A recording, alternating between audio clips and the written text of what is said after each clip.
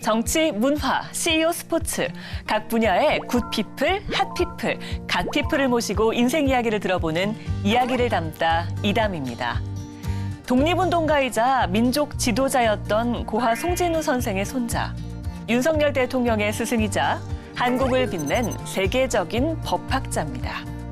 국제형사재판소 소장을 지낸 법학계의 원로, 송상현 서울대 명예교수 이 자리에 함께합니다.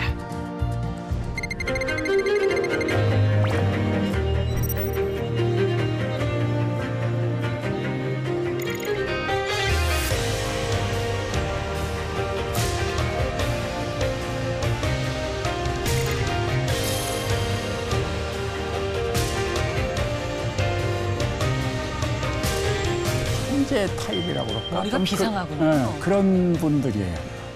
까불지 않고.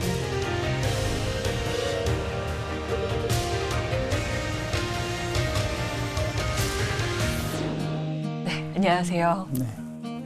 교수님 이렇게 모시게 돼서 영광입니다. 별 말씀 나으십니다. 제가 차 한 잔 또 좀 따라 드릴게요. 네. 저희가 따뜻한 꿀배차 준비해드렸습니다. 네, 감사합니다.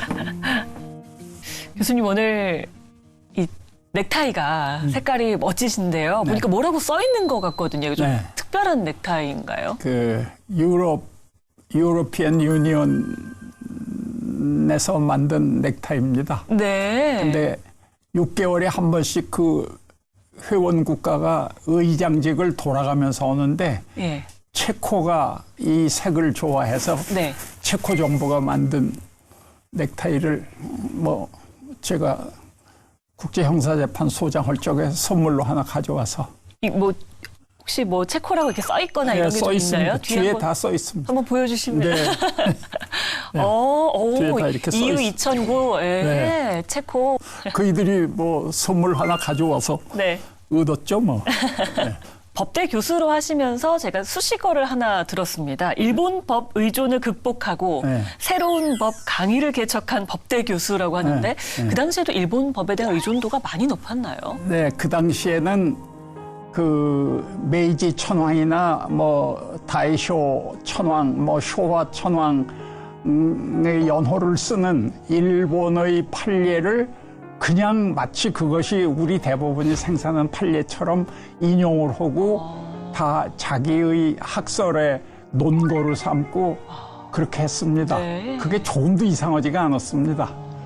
근데 이제 저는 가만히 생각할 때 그걸 우리 선배들이야 일정 시대 교육을 받으셨으니까는 외국어라고 일본말이 능하셨을 거고 네. 그러면 일본 문헌에 의존을 하셨을 텐데 우리는 서양에 가서 교육을 받은 사람들이니까 서양 말에 충분히 능력이 있으니 일본 사람 못지않게 우리가 원전에 직접 가서 들러붙어서 공부를 하면은 그 일본을 거쳐서 이렇게 늘 일본 의존적으로 우리한테 오던 것을 금세 극복할 수 있지 않을까 그렇게 생각을 해서 그런 얘기를 동료나 학생들한테 힘주어서 얘기를 한 일이 있었죠. 네, 그것도 하나의 고독한 도전이셨을 네, 것 같은데 그렇습니다.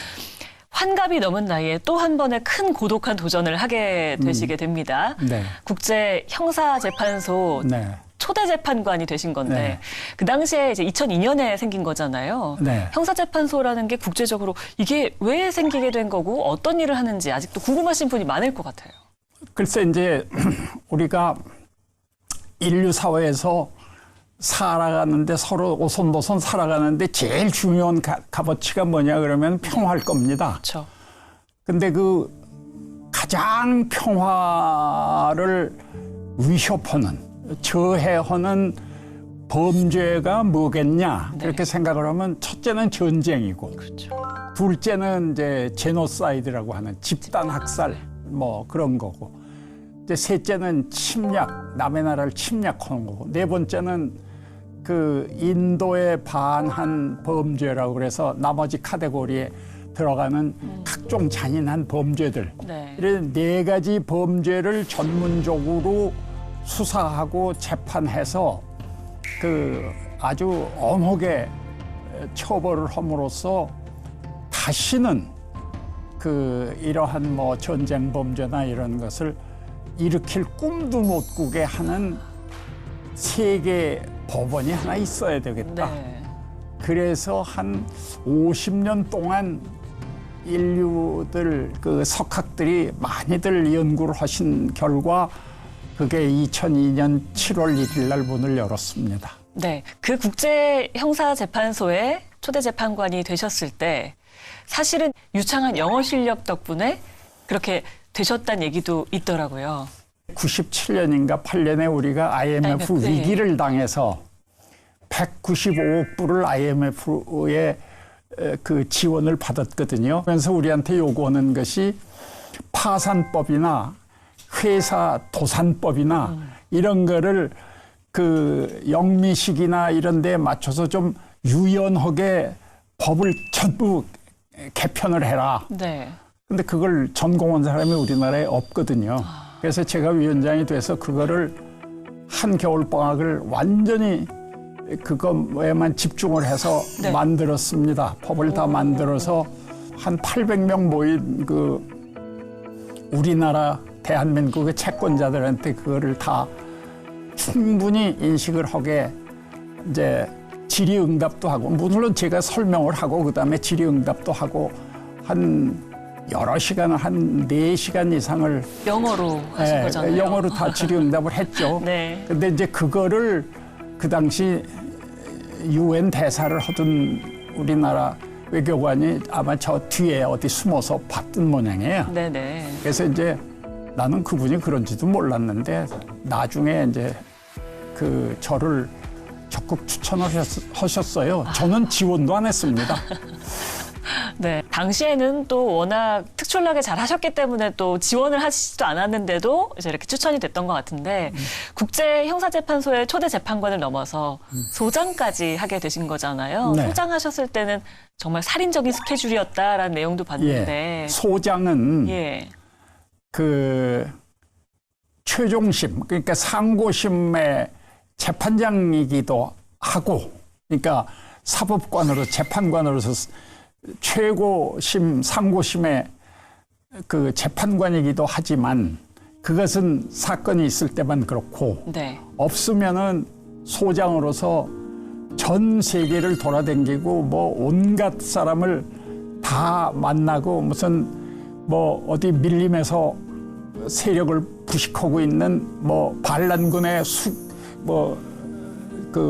사령관 같은 사람도 직접 가서 이렇게까지 다 만나시는 만나야 거예요? 되고 만나지 않는 사람이 좀 많습니까? 그리고 제가 아마 100나라 이상을 돌아다니고 그 나라의 대통령이나 총리 하는 분은 거의 다 법무장관, 외무장관을 배석시키고 거의 다 아마 만났을 겁니다.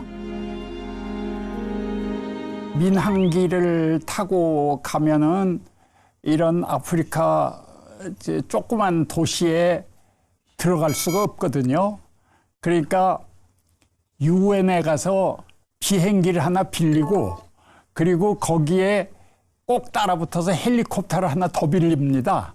그러니까 저는 비행기를 탈 때 소장하고 경호원 한 4명, 그러니까 경호원이 왜 4명이냐 하면 하나는 밀착방어, 내 이 무릎에 앉다시피 앉아가지고 앞에서 누가 나를 향해서 총을 쏘면 자기가 대신 맞아서 죽을 사람. 그 밀착방어 요원이 하나 있고, 그 다음에 원격방어 요원들이 앞에 뒤에 이렇게 있습니다. 그리고 자동차로 이동할 때는 똑같은 자동차를 한두 대 더 뒤에다 붙여가지고 같이 가요. 그러니까 내가 어디에 탔는지를 모르게. 그 헬리콥터에 바꿔 타가지고 이제 떠서 밀림을 넘어가는데 무슨 나뭇가지인지 전깃줄에 걸렸나 봐요. 그 헬리콥터가 추락을 했어요. 근데 이제 나 탄 부분 그 헬리콥터가 다 폭파돼서 이제 산산조각이 났는데 나 탄 부분 나 이쪽은 무성한 밀림의 나무가지에 걸렸어요. 그래서 땅으로 추락을 해가지고 이게 깨지지를 않고 이게 걸렸어요. 대롱대롱. 그래서 한 번 살아난 일이 있고, 한 번은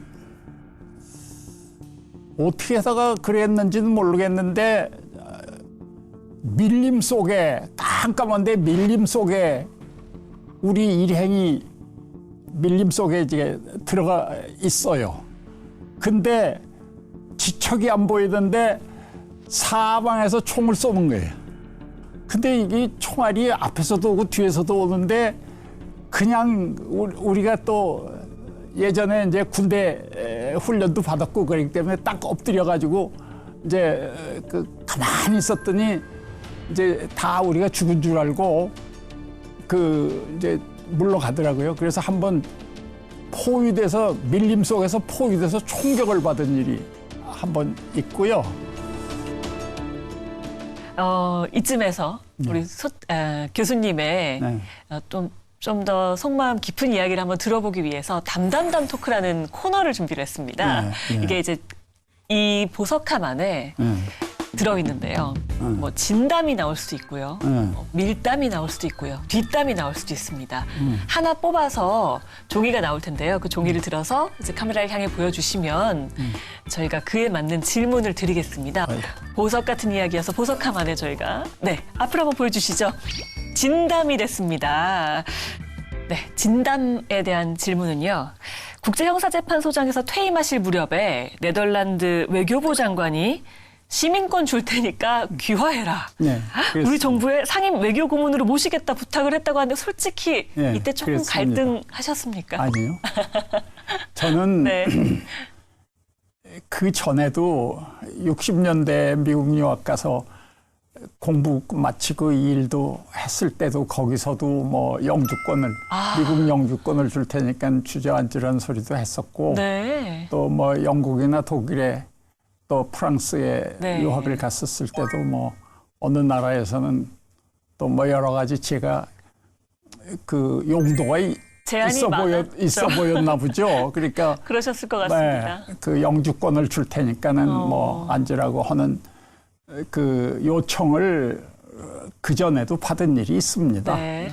그런데 제가 사실 그 뭐 일반 사람들은 별로 잘 모르겠지만 독립운동가의 후손으로서 이게 자존심이 있지. 내가 대한민국에서 우리나라에 돌아가서 여생을 마치는 게 옳지. 네. 그거 뭐 잠깐이지. 그거 뭐 하느냐. 그래서 저는 조금도 주저하지 않았습니다. 네. 그러니까 지금 말씀 주신 것처럼 독립운동가 고화 송진우 선생의 이제 손자이신 거잖아요. 네. 얘기를 안 할 수가 없습니다. 송진우 선생님과 할아버지로서 어떻게 기억을 하시나요? 근데 이분은 그 한마디로 얘기를 하면은 국내에서 온갖 감시와 핍박과 그 탄압을 받으면서도 끝끝내 뭐 친일을 하지를 않고 국내 독립운동 세력의 구심점이 돼가지고 항일 독립운동을 줄기차게 3.1운동서부터 네. 독립운동을 줄기차게 해오셨고 일정 시대에는 항일 독립운동의 국내 구심점이고 그쵸. 해방 공간에서는 그 공산주의가 뭐 발호를 하는데도 자유민주주의로 오늘날 대한민국이 있도록 그 다리를 놓으신 그런 뭐 지도자라고 평할 수 있죠. 네. 그 정신을 이어받으셔서 또 이렇게 한국에 끝까지 남아주셔서 저희로서는 참 감사하다는 생각이 드는데요. 특히나 또 교수님을 굉장히 존경하는 제자분들이 많은 것 같습니다. 서울대 송상현 홀이라는 네. 교수님의 성함을 딴 뒤에 지금 사진도 보이는데 홀이 있습니다. 이 건물일까요?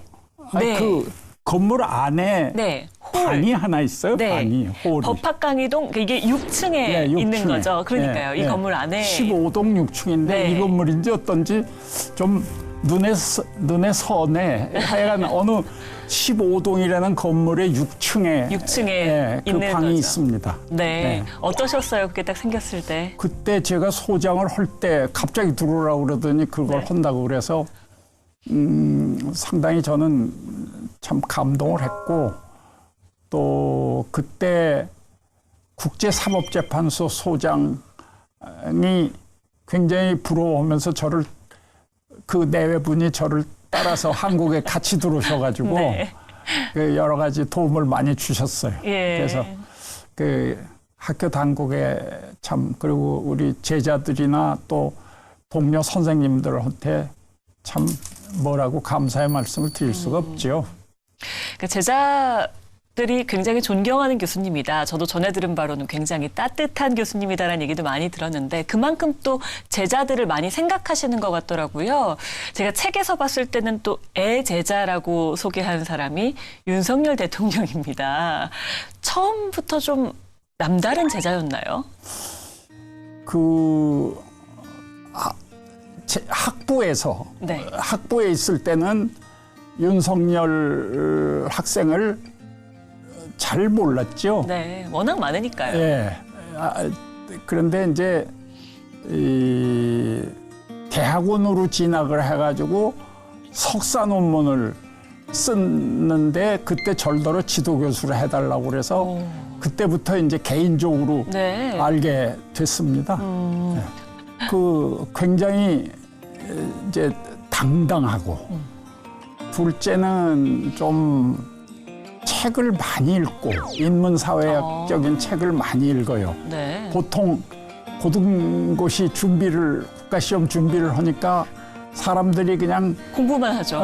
그 법률 책하고 그렇죠. 육법전서만 그냥 보느라고 정신이 하나도 없는데 이 사람은 느긋해가지고 온갖 인문사회학적인 책을 네. 다 봐가지고 그거를 그런 법학 이외의 책을 읽는다는 것도 상당히 어려운 이례적인 일이지만 그걸 다 읽은 다음에 아주 간단하게 전부 그거를 간소화하게 만들어서 머릿속에 딱 그 자기 지식으로 이렇게 담는 그런 능력도 그 대단한 사람이다 네. 그런 생각을 했었어요. 네. 그런데 그이가 뭐 머리가 나쁘거나 공부를 게을리해서 뭐 구술을 했다고 그래서 뭐 그런 게 화제에 오르지만 네.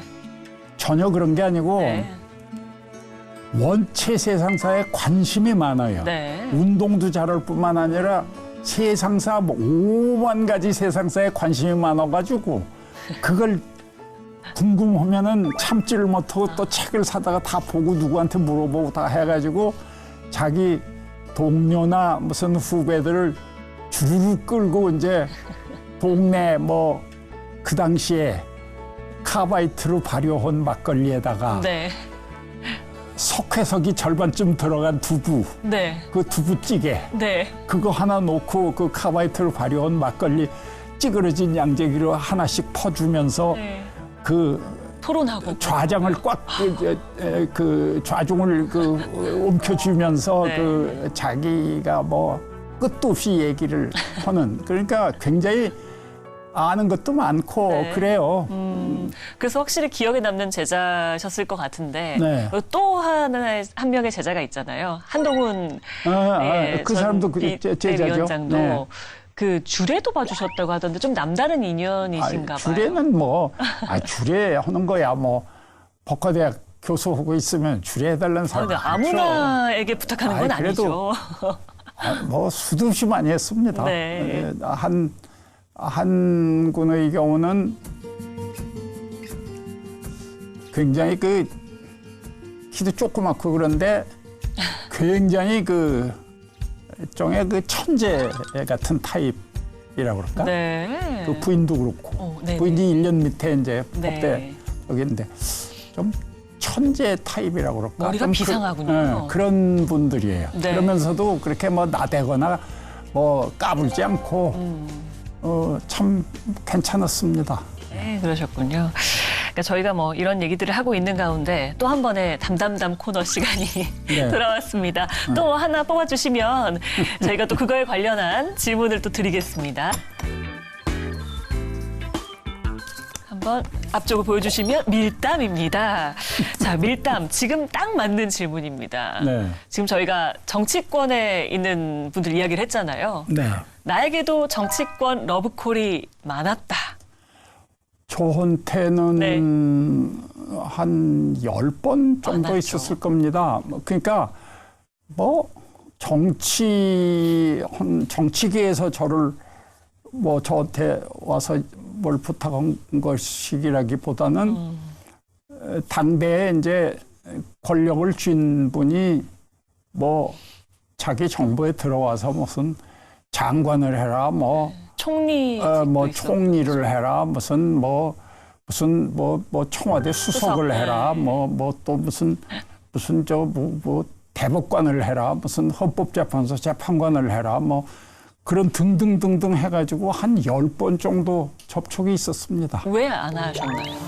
그거는 이제 저희 할아버지가 그 정치적 암살의 첫 희생자로서 그 현장을 그 저희 아버지나 저는 그걸 목격을 하고 그래서 둘이 부자간에 앉아가지고 절대로 너나 나나 정치 쪽에는 쳐다보지도 말아라. 네. 말자.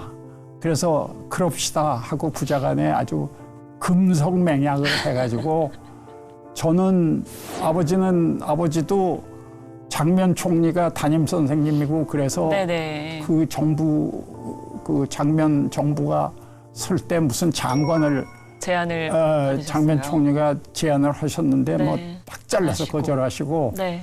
저는 이제 저희 아버님 돌아가신 후에 혹은 전에도 쭉 뭐 박근혜 대통령 말기까지 네. 쭉 이렇게 있으셨군요. 이제 저게 있었는데 뭐 그게 저는 별로 관심이 없어요. 열심히 부지런히 살았다고 생각을 해요. 뭐 가정적으로나 학문적으로나 뭐 어떤 엉뚱하지만 어떤 책임을 맡게 됐을 때 열심히 정말 했다고 생각을 해요. 그러니까 지금 와서 생각을 하면은 조금 천천히 슬로우 다운하고 그리고 그때 그 여유가 생겼을 때 그 생긴 여유를 가족한테 더 그 투자를 하고 가족한테 더 근접해서 이렇게 했었더라면 더 좋지 않았을까 그런 생각도 안 드는 게 아닙니다.